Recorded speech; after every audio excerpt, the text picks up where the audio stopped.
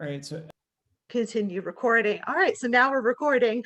We record these and then we share them on our YouTube page. We accidentally have 2 YouTube pages, so look for both of them, Museum Ed Division and AEA.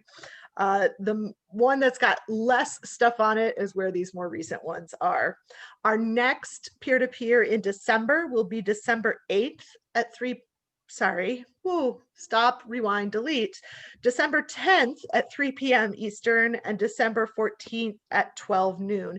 If you registered for this one, you automatically registered for that one too. So hopefully you can join us again. That's going to be kind of a what did we learn from 2020, OMG, please let 2021 be better. And in addition to that wrap up and reflection, we'll also be joined by some staff from RKNA. So the evaluation firm, kind of the gold standard of evaluation in the museum world. They are the ones who kindly reached out to us to create that survey of museum ed in the field, what's going on in the field during COVID. So they'll be sharing results of that survey that they have so far. We had around 400 respondents and are learning some really interesting things from that. So enough nattering from me. I'm really excited to have 3 folks who are part of the T-AAME group, which is Trauma Aware Art Museum Education Group. And I'll let them introduce themselves and describe the group a little bit better. But we've got Emily Wiscara, Jackie Armstrong, and Andrew Palomera. welcome. We're so glad to be here, and we're glad that so many of you came today. I'm Andrew. I've got Emily and Jackie with us today. So we wanted to start by talking just very briefly about why each of us wanted to put energy into this and get into this work. And I tried to think about this as concisely as I can, because we all emphasized that we wanted to be brief about it. I think the reason that I got into museum education was that I wanted to help other people. And usually that means helping people learn something. And so, you know, as I get, you know, further into my work in the field, I learned that there are other ways that you can do that. I've always felt like art can do more than just give you information about past times and current times. And so then, you know, I was reading Body Keeps the Score, and things started to click between that book and what was happening through the pandemic. And I felt like this was a time for me to get together with colleagues and try to strengthen this idea. So that's where it's rooted for me. Jackie, what about you? Yeah, so I'm Jackie Armstrong, and I do visitor research at the Museum of Modern Art. And I guess I really have 3 reasons why I feel like I'm really interested in this work and kind of how I came into it, I guess. So the first being, as a visitor researcher, I've just spent a lot of years talking with visitors and observing them and learning so much from different audiences and noticing the way this kind of comes up to the surface, either subtly or sometimes more overtly. And definitely the need has become even more present, I guess, the last several months. But even before this, I've had the experience of visitors sharing deep personal experiences, works of art, expressing interest in art and well-being, getting into topics of mental health, and just also thinking about what the museum experience is like and just being a bunch of nervous systems in a space encountering works of art, and also not really knowing what people are coming into the museum space with. So thinking about all those different lived experiences coming into contact. So that's like one lens that I'm looking at it from. The other, just thinking about the connections to advocating for accessibility and also doing anti-racist work. I feel like you can't really do those things without also being trauma aware, in my opinion. I think trauma-informed practices is threaded through all of that. And then the third reason really is just a more personal one, but it's funneled into my professional work. And I'll give you the short version, I guess, of a complicated story is that I have an extensive trauma history and have been working with really intensely actually with a trauma and somatic experiencing therapist for the last few years. And during this time, kind of initially, I started reading and researching a lot, mostly to better understand what I was experiencing and also just to feel less alone. And it really helped to read other people's stories and hear from experts, which then led me to writing more to kind of process that information. And then eventually speaking up more on the topic as I kind of began to integrate all these like various themes of knowledge. And I guess learning more about trauma continues to be an important part of my own recovery process, but also along with that, advocating for these practices as being universally helpful to everybody, not just people who have trauma histories, and helping support other people in their own processes of healing. And I think just the one thing I want to like that sticks in my mind, or what I guess really comes back, that I keep coming back to, is how harmful silence and misinformation is, and how painful it is to not be seen and heard. And so I think when you engage with these practices, you're doing so much to kind of undo harm that's been done, or maybe not undo it, but at least reduce harm. And hi, I'm Emily with SCARA. I'm the manager of access programs at the Dallas Museum of Art. And I really think about museums as being dynamic spaces. And I really think that museums need to always be relevant and responsive to our communities and to our visitors. This topic, became important to me during this last year, really thinking about all of the traumas that people are experiencing and really considering how can we make the unique resources of the museum available to our visitors to help validate their experience or to support them in their healing process.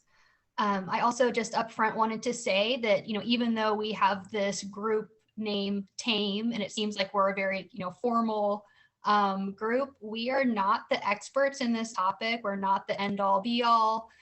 This is something that we all have to join together and learn from each other. So we're really excited to talk to you guys today and to learn from you and hear your perspective as well.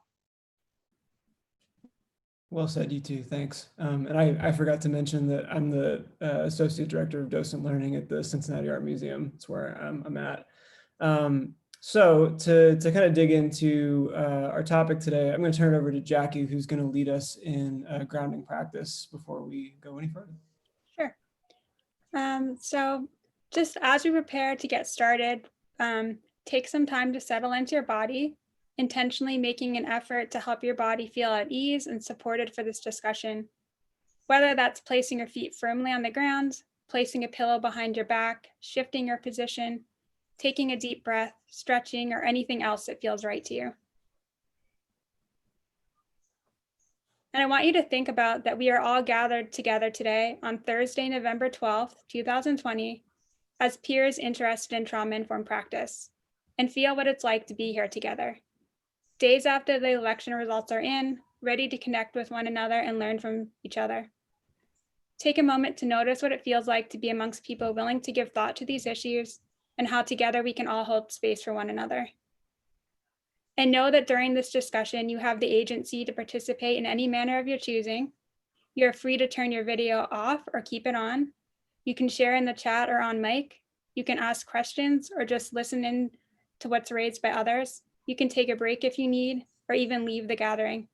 Everything is up to you. You can lean into the sense of empowerment that you have as a participant and a peer in this. And look around your space that you're in, bringing your attention to where you are now in this present moment and what's around you. Orient to the present time and sharpen your awareness by opening up your senses as much as possible, noticing specific sounds, smells, textures, maybe the details and colors of objects around you. Let your mind sort through this information and land on what feels most grounding to you. Pause and hold whatever that is in your awareness, recognizing that you can return to that sense of groundedness it offers whenever you like, keeping that maybe there's an object that's comforting to you and you can return your gaze there if you feel that you need to be more grounded. Finally, notice the invisible boundary you have around you, like a force field that can help you navigate the world when things feel like they're encroaching on your energy, emotions, or physical being, but also something which is permeable, capable of allowing you to create connections, tolerate a range of emotions and sensations, and have new experiences. Know that this is yours to adjust as needed. May you feel at peace in your body, connected to your heart space, and grounded in the here and now. So I just want to pause and let everybody slowly come back and just kind of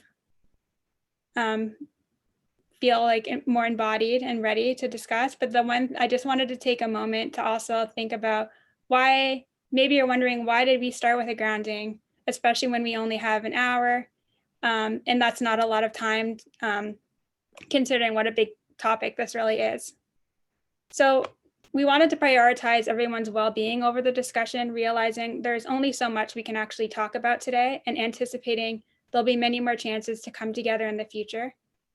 Also, taking time to ground enhances the overall experience and leads to a more generative discussion because it really helps people emotionally regulate, which creates room to take things in a better way. Also, trauma-informed practices favor a gentle, regulated pace over a fast and furious one. So we really wanted to emphasize that from the beginning. And also the idea that establishing connection, cultivating a sense of empowerment, having compassion for self and others, that's all part of being trauma aware and putting that awareness into practice. And the only other thing I really wanted to point out now, there's a few really key intentional aspects of the grounding that I just did with you that I wanted to point out, especially around including the date. That's a way to situate and orient us to the present moment. Sometimes that can be really helpful for people just to know the date, the time, where you are. It also acknowledges the space we're all holding together. So this time frame that we're in. It sets up an invitation for people to take control over their experience in this discussion so that no one feels like they're put on the spot or have to do things in a certain way. It encourages people to practice self-care and honor their needs because I feel like everybody needs that reminder. Also, external sensory input is really helpful to ground in the present moment. And the final thing is connecting to physical and external establishes a sense of embodiment, recognizing that sometimes internal experiences can cause emotional flooding or overwhelm, leading to disconnection and dissociation, which is especially true for anybody with unresolved trauma, but can be true for anybody.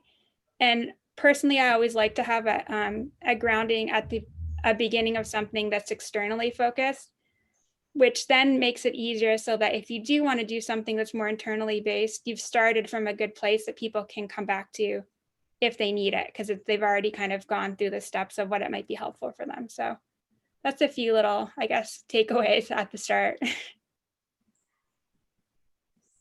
Thanks, Jackie. That was great. And I'll add that I've started some of my recent docent training sessions that have all been virtual with a grounding practice like this, and it can be really brief. You don't have to explain the rationale up front like Jackie did. I think we did that today so that you got a sense of why we did the things that we did.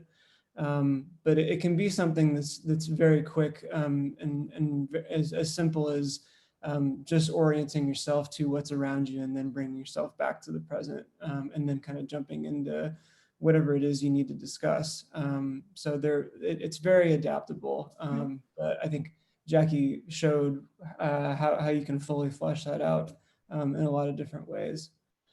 So from here, now I kind of want to turn it to y'all. We had a couple of different things planned, but at the last minute, kind of realized that we want to cater to the group's needs and not necessarily do everything that we had planned. So we have some activities that would revolve around looking at an artwork together and responding. We're also open to just opening the floor to y'all to see if you have any questions for us or if there's anything that we can collectively talk about in terms of trauma-informed practice. So Julene, what would be the best way to sort out where to go from here? Let's see, maybe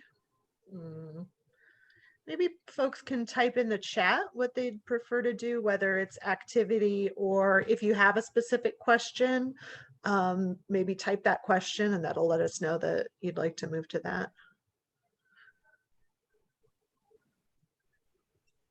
We've also got some discussion questions too. We're a very prepared bunch. We realized. And I also wanted to add that we will have our larger group on this coming Monday. So even though it is the same topic, we're going to be doing very different things, and that session is going to be very activity focused. So if you're able to join us again on Monday, we'll be doing a whole different thing.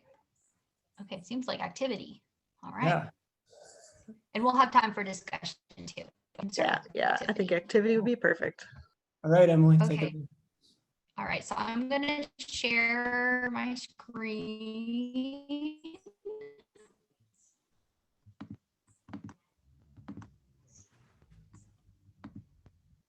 Okay, is everyone able to see my screen now? Yes. Okay, sorry, I'm not able to see you, so a verbal confirmation is great. Okay, so we're going to be looking at this work of art together. And as we do, as we look at this work of art, I'd love for you to just pay attention to what sensations, images, emotions, or thoughts come up for you. As we look at it, I'll do a verbal description, a quick verbal description to go with it before giving you a prompt. So this is a digital photographic print. It's printed in color and it's a square in format. The main subject of the image is a Weimaraner dog, which is a large sized dog that's normally used for working class. The dog's fur is short and glossy and caramel brown in color. We see the dog from its shoulders up. The dog's left eye is obscured, but by what appears to be an image printed in color, maybe one torn from a magazine. The magazine image is of eyes that are human.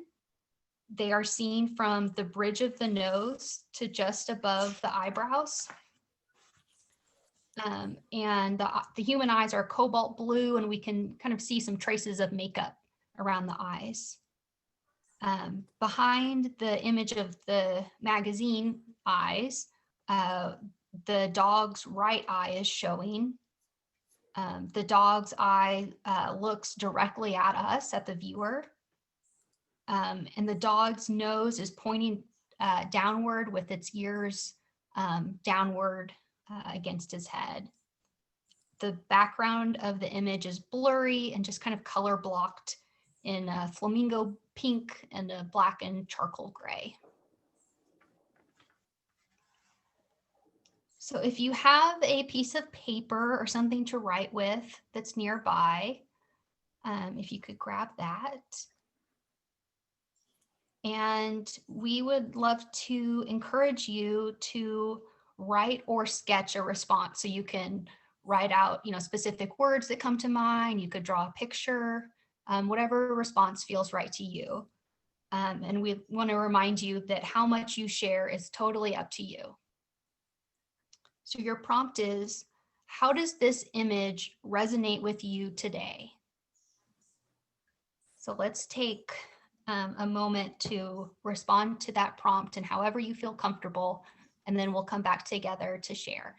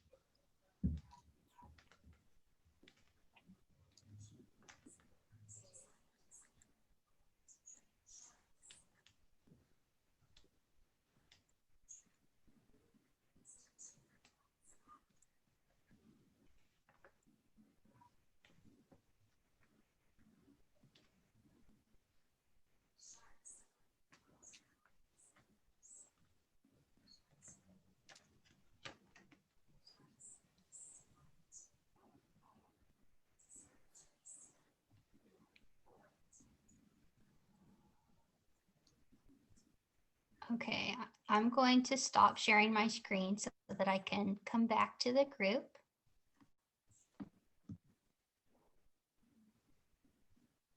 And would anyone like to share their response?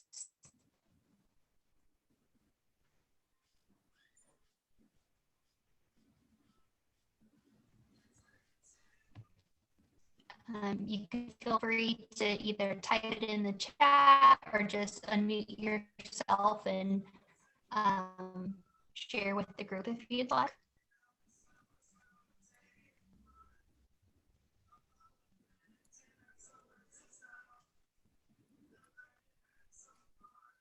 I can start it off if I'm coming through pretty clear. My internet's been poor today. Am I okay?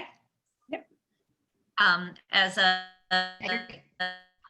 educator, I first of all had to unpack the activities. So I'm making notes for slow art, like my head automatically goes to thinking of activities, but I had to keep coming back to the work of art with just notes on mask, perspectives, and some new lens that we've been using. How do I know that I'm looking through the right lens? Sorry. I love it. Oh, sorry, Michelle. Thank you for sharing.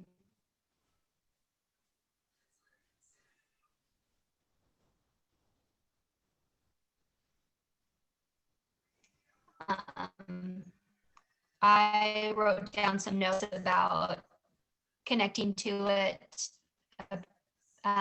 feeling that it was similar to the way that I sometimes feel at work, you know, that I put on a mask that I might be grieving or processing things that are happening, you know, in my life, but that I sometimes feel like I have to put on the first, you know, the appearance that everything is fine. Emily, you're breaking up a little bit. Say, I don't know if you turn off your video, if that would help a little bit. Hiding, feeling tired and a little put upon behind a fresh coat of makeup for Zoom meetings. Exactly. Yeah. Maybe if you could repeat kind of the Alright. last few things that you said. Can you hear me now? Am I still breaking up? You're A good little now. better. Yeah, I passed to Andrew to. Oh, sure. Sorry. I was reading the comment from the chat. There was, okay, hiding, feeling tired and a little put upon behind a fresh coat of makeup for Zoom meetings. I really connect with that. Is there anyone else who would like to share? I can share that I really noticed for me that obviously the dog was hiding behind other eyes, but both eyes to me looked worried. So it was a double look of worry, which, you know, something to think about for myself. Thank you, Kylie. That's a really great observation.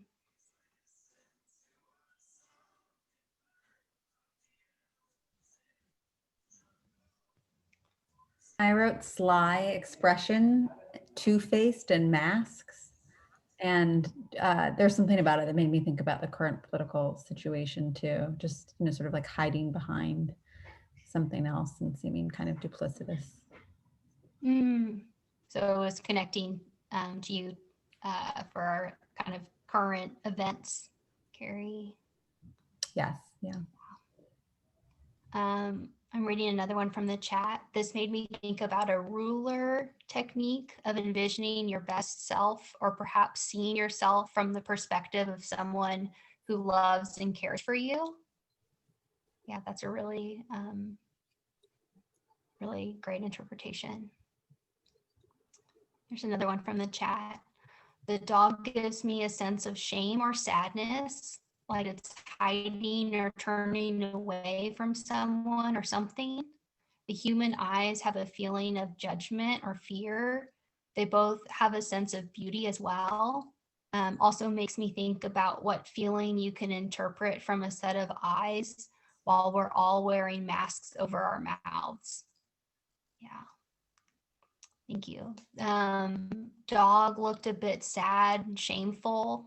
The eyes atop the dog's face to me seemed to spell out this idea of seeing things behind your own eyes, but not feeling like yourself behind it. These are all really great connections that you're making. So, I mean, this prompt, we just kind of started with a pretty simple image, and it's connecting to all sorts of, aspects of your life, things that you're experiencing, experiences that you've had.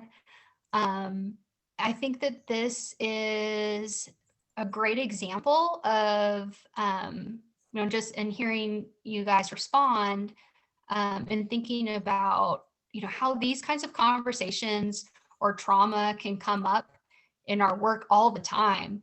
And for me, it really emphasizes the need to, to really think about it and become comfortable with it so that we can respond to it appropriately. It's a little tricky in the Zoom format, but something that I love that Dr. Laura Evans modeled is the same type of experience, but you would do it in the gallery with a group and give everyone a note card and tell them not to write down, their name on the note card, but just to respond and however felt authentic to them. And then you would collect the note cards and read them out loud to the group. You'd let them know in advance that you're going to read them out loud. And just thank each person as they responded. You don't have to interpret what they say, just acknowledging their feelings and their response in that space. Well, Andrew, should we switch over to some discussion questions? Sure. Yeah. I mean, I think what you said is a really nice segue to how I wanted to open things up. We realized that when we started writing about this on Art Museum Teaching, that most museums had not reopened to the public yet, and we were still thinking about how our work would be impacted by the pandemic, and then by extension, how people would process those experiences when they come back to the museum. Now I think we're seeing a lot more museums are back open to the public in limited capacities. I know that my museum is very slowly doing in-person programs. I don't know how it is at your institutions. But at some point next year, we might see ourselves back to doing in-person programming and having to think about how to do it differently, what parts to preserve. And so I wanted to use that as a way to open it up to y'all in a couple of ways. One, like Emily said at the beginning, we're certainly not experts in this by any means, and we have a hunch that many of our wonderful colleagues in the field are doing work in this vein that we'd love to hear about. So if you're doing anything that that fits into this idea, this framework, we'd love for you to share what you're doing. And then conversely, if you have any challenges with this idea, if we could discuss those together as a group. So if you want, you can type a question or a comment in the chat, or you can unmute and jump in, but we're happy to really open this up to the group now. Andrew, I'll just point out that early on, Julie Blair typed that they are interested in bringing trauma-aware practice to visual art exploration with young student groups. So, I'm sorry, not visual art exploration, virtual.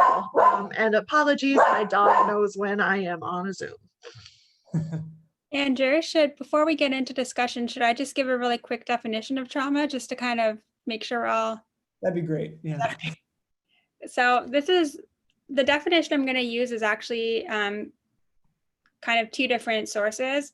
So one is through the lens of kind of somatic experiencing, knowing like traumas in the body, and then also from Dr. Elizabeth Howell, who's a specialist in trauma and dissociation, because the two are like, you can't really separate the two of them out. So the definition is trauma is something that happens that overwhelms us.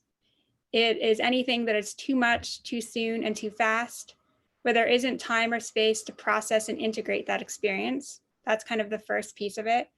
And the second is that trauma then becomes something that gets stuck in our bodies and subconscious experiences. Trauma and dissociation are interconnected, as the traumatic experiences causes a break in the meaning of an experience, narrative memory, body processing, or emotional regulation.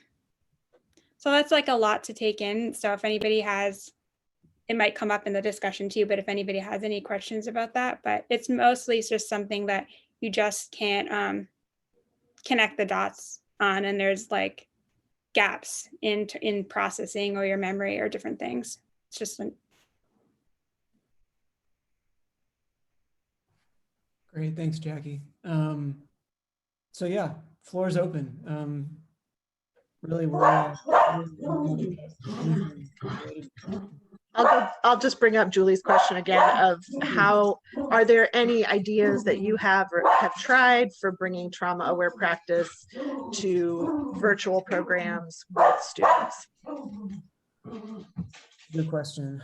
I don't think either of us work with students, me, Jackie, or Emily, in a strict sense. Unless Jackie, am I wrong? Do you do any work with students? well, all age type programs. Yeah.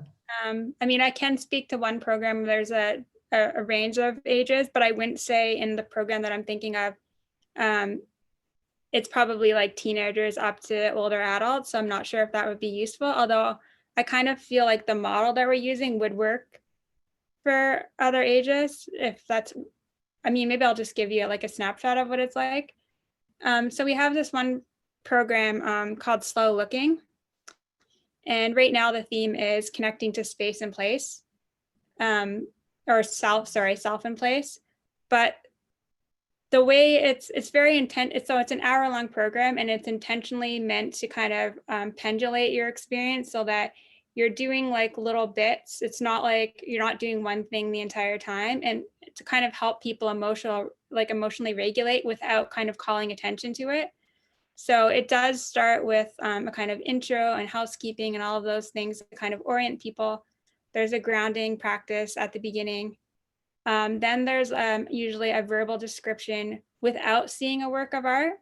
And also the work of art, it's not a program where you focus on historical content. It's really just about your experience with the work of art. So it's very sensory oriented. And then the next part of that is usually, we kind of then all look at the work of art together, noticing different things. And that's kind of like a guided looking experience.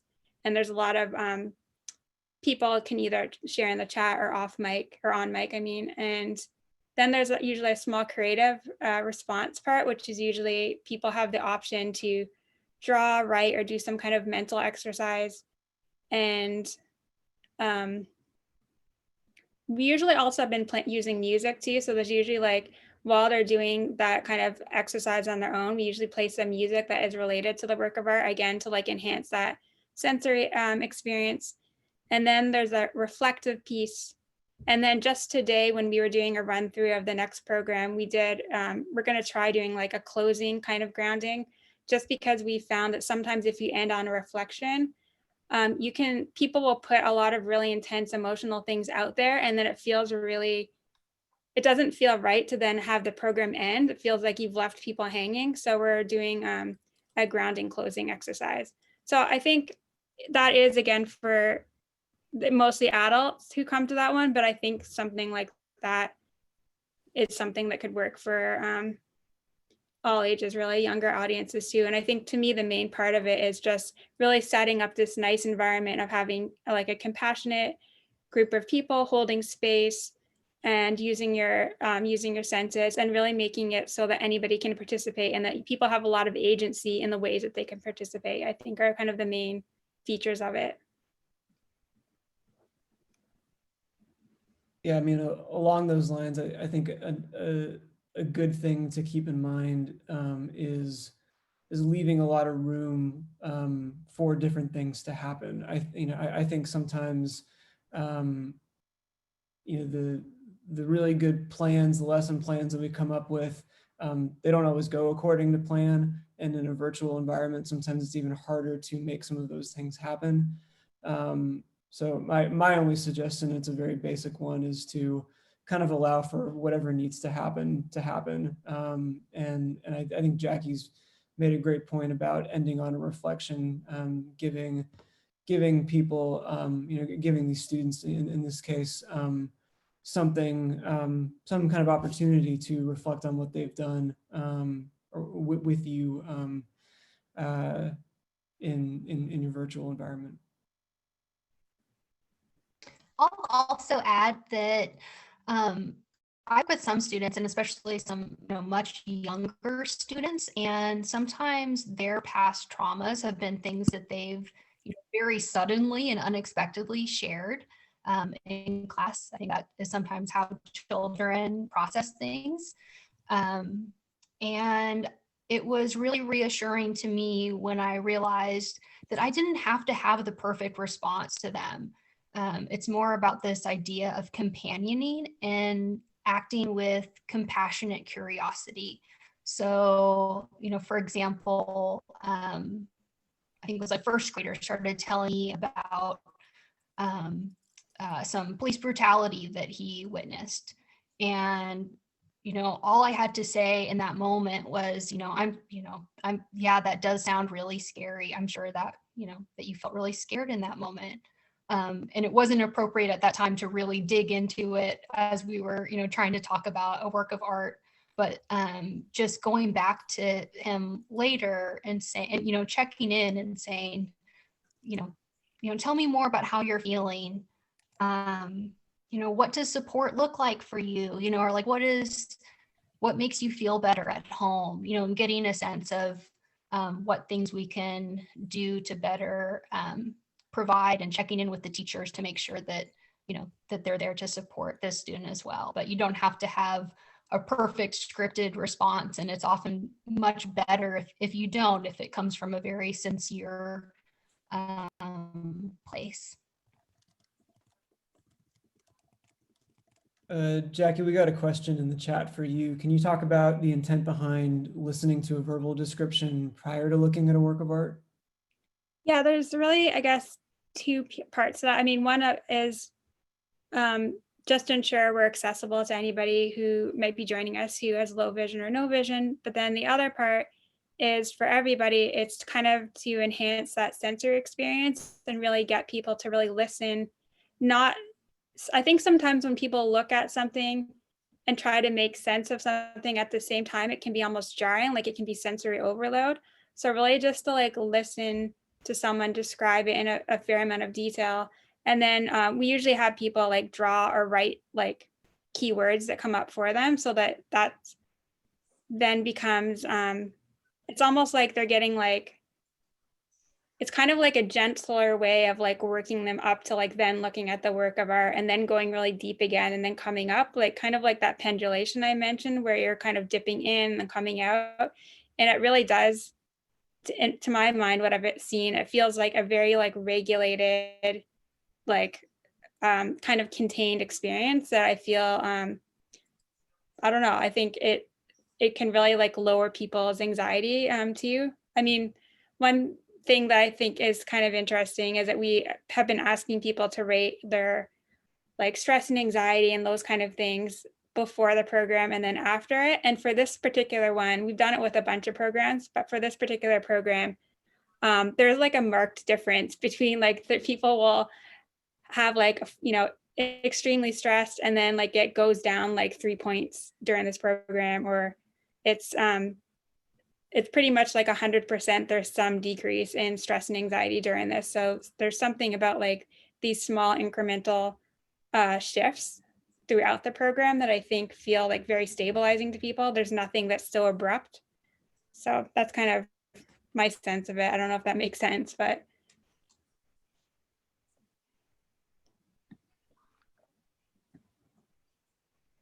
I think that's really helpful, Jackie. I'm also noticing in the chat, appreciating that term compassionate curiosity as a good tool for educators of all sorts and working with colleagues and just humans that we encounter.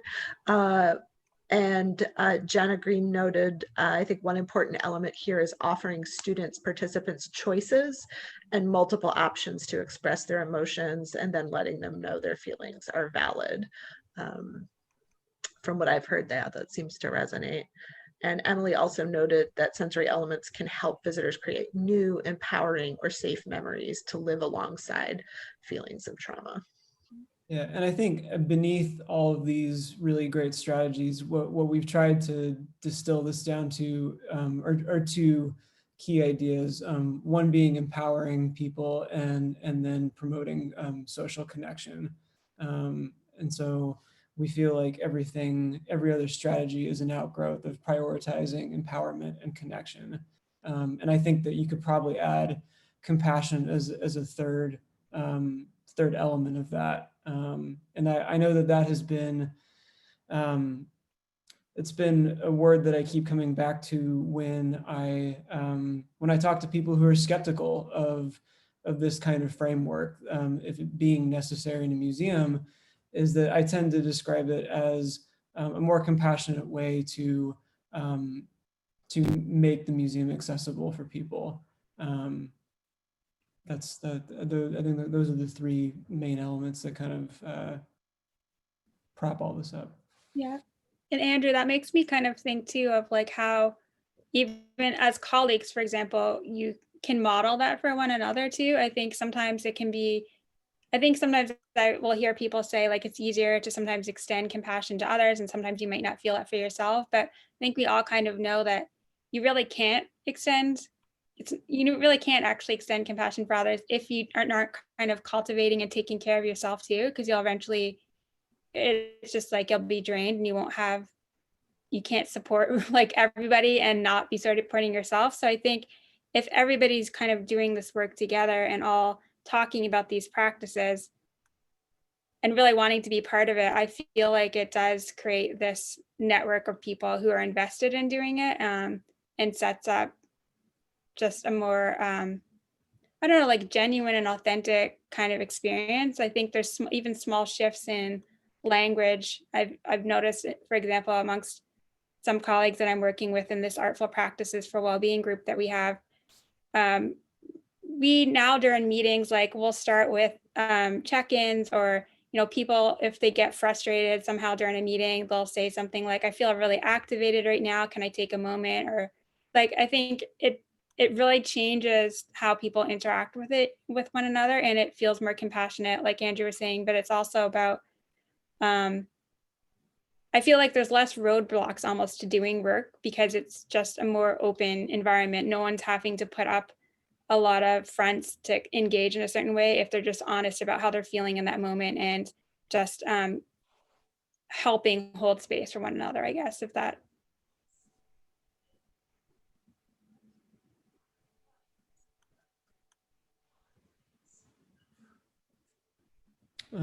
Any other questions or comments from y'all?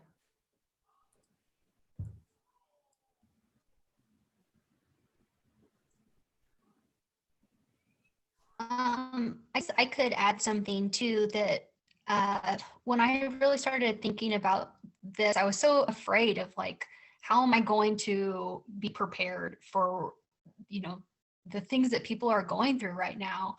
And the more and more that we have thought about this, we have realized, we're not trying to be therapists, and we really shouldn't be. That's not our role. But how can we create these positive experiences in the museum, like, empowerment, connection, compassion, things that we're already doing? I'm not sure that all of you are already doing, but how do we really prioritize and emphasize those things in our work? So for example, like Andrew was talking about social connection. So socialization, I think, is one of our main survival strategies, but in most forms of mental suffering, it's the first thing that goes out the window. People become very isolated. And so just thinking about, how do we emphasize social connection in our programs? Is there a way that we can arrange the tables within the art studio that lets people, engage with one another? Can we do a printmaking activity where we encourage people to make one for themselves and to trade one with someone else? How can we really emphasize these positive things that you guys are already so great at, but just really emphasize them in your work? I appreciate that idea of like, we're not therapists, we're not pretending to be therapists. I think one thing that comes up for me when I hear the word trauma is it seems very extreme to me. And that idea of especially like a little kid sharing something, and potentially the potential of saying the wrong thing and doing more harm than good, or not being prepared. I don't know if, maybe it's more of a reminder to us that it's highly unlikely that anybody's going to have an experience that is really such that we couldn't handle. Or I'm babbling a little bit, but I guess just maybe either allaying fears or thinking about the spectrum of trauma and how it's not always this huge, big, horrible thing. Right. Yeah. And that is something that we've talked a lot about. I can't tell you how many times we thought about calling this framework different names and using different ideas behind it. I think ultimately where we landed is that, and Jackie introduced a really excellent definition of trauma, of things that happen too much, too fast, and too soon. It's a really broad and a really appropriate category that that can encapsulate a lot of things. And I think something else that Jackie alluded to earlier is that, what we associate is these, and maybe this is kind of a false way of thinking about it, the capital T trauma, the big traumas, that there is a spectrum, to Julian's point, that there is not just a single kind, and we have to brace ourselves for that.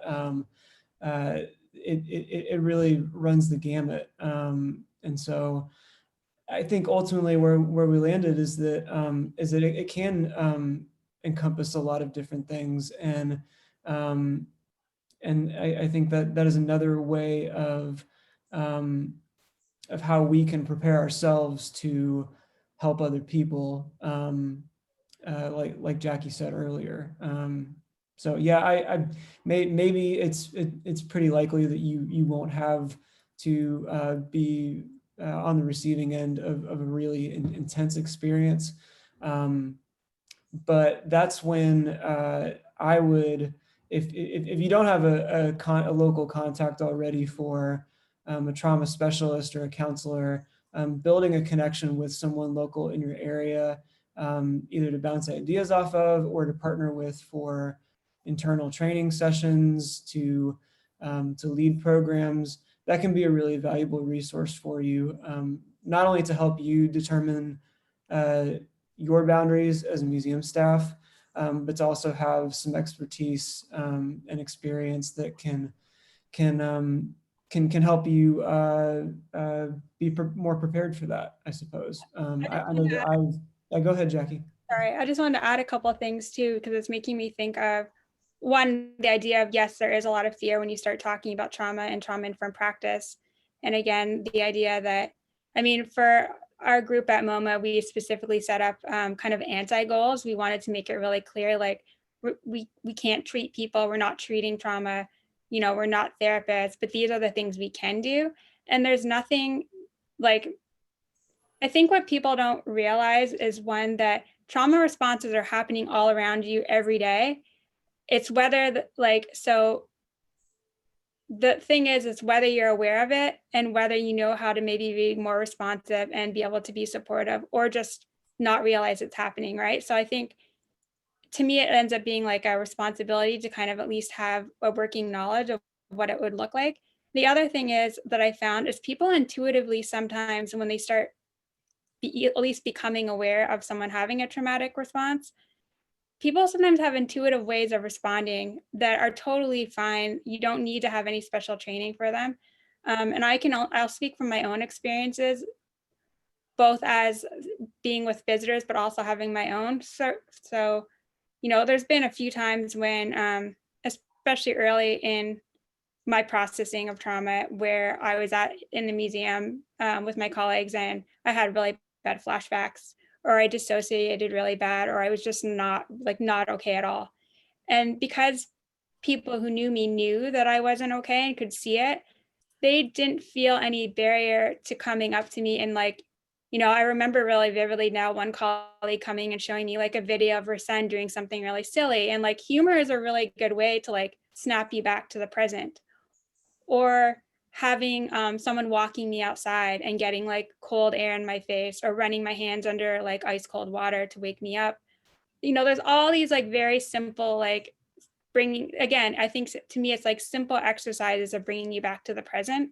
You're not processing trauma with them. All you're doing is helping them reorient. And that's a huge part of it, because frankly, people can't have access to like their therapists 24/7. And so most of the days they may be living with these responses on their own. And there's things that are going to get triggered and it's going to come up. And art museums are one place where they do. On the flip side of it, I've been with visitors who have had really full like emotional responses in works of art, crying and talking about memories that were coming back to them that they hadn't really connected with in a long time. And to me, it's just like being with them, like just witnessing them. You don't really have to do much more. Maybe it's saying like, do you want to sit down somewhere? Can I get you some water? But just being with them and knowing that they're by their side. You don't have to ask them for details. You just need to be there with them. And again, making sure that when you leave them, they're aware of where they are in time and place. And that's kind of, I guess, like the simplest, that's kind of the simplest and best way to approach it, really. So. I know we're running out of time, but I wanted to acknowledge this question in the chat that was about choosing which art object to share with others. I think this is all just about knowing your audience, you know, knowing what artwork and what themes are appropriate for the group that you're working with. You know, for example, there's works of art in my museum that I would never take children to see. You know, I'm thinking in particular about, there's a video, an Arthur Jaffa video that shows some images of, you know, police brutality that I would never take kids to go explore that. But also having resources for visitors who might just stumble into that. So notices about emotional activation, potential emotional activation, or things to prepare them, or, you know, a poster of resources on the wall acknowledging what feelings might come up and what they may need.